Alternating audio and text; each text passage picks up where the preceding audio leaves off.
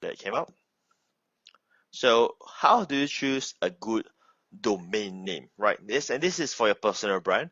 So first you should have your own name as a domain name. So let's say your name is Shofikaza, then you should have shofikaza.com. You got to own your own domain name in a sense.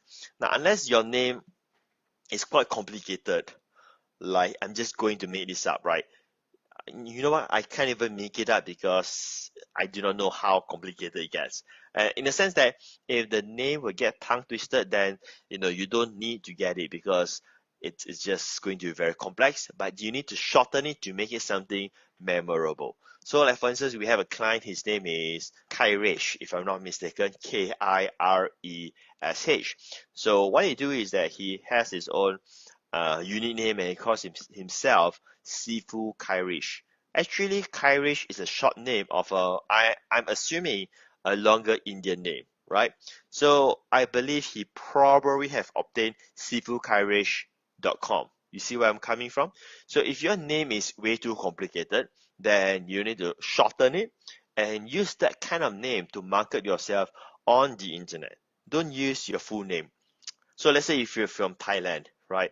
Then Thai name is quite sophisticated, right? And if you're not a Thai person, it's very hard for you to pronounce because it's sophisticated in that sense because it is just not your mother tongue. So you gotta find a way to make it unique for your own advantage in that sense.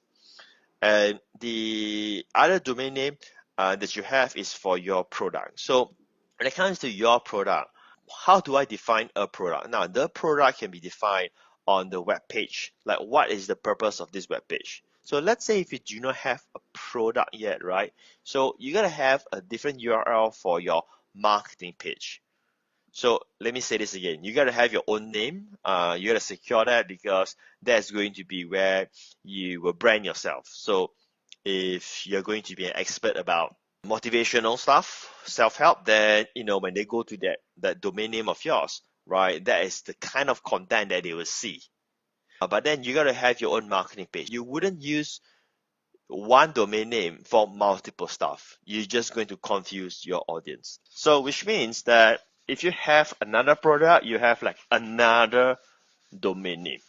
So the domain name that you use, it should be a brand by itself. So let's say if you have a product and the product name is called How to Quit Smoking in 7 Steps, right? How to Quit Smoking in 7 Steps. You should not have the domain name called How to Quit Smoking in 7 Steps because that would be way too long. What you should be having is something like 7daysquitsmoke.com or similar to that, because then when they see the domain name, they can relate to your product name. Now, what if you don't have a product yet, right? So what are you offering on your webpage? Right. So like for instance, one of my 25K client who started working with me many years ago, I give him the brand called clickingprofits.com. So clickingprofits.com automatically gives you the idea that it's an internet marketing product. Clicking is online, right? So that's how you come up with the name for your webpage. So even though this is something so small, so minute, but it is so important because in the long run, you'll be using this domain name to build your business empire. So like for instance, when I first start, I have a domain name called esuccessmastery.com. I no longer renew that. That wasn't a good domain name. But no, I have no coach. I have no mentor. I just thought of a domain name and I just use that. And I used it for years before I get like good brand, good domain names. Okay.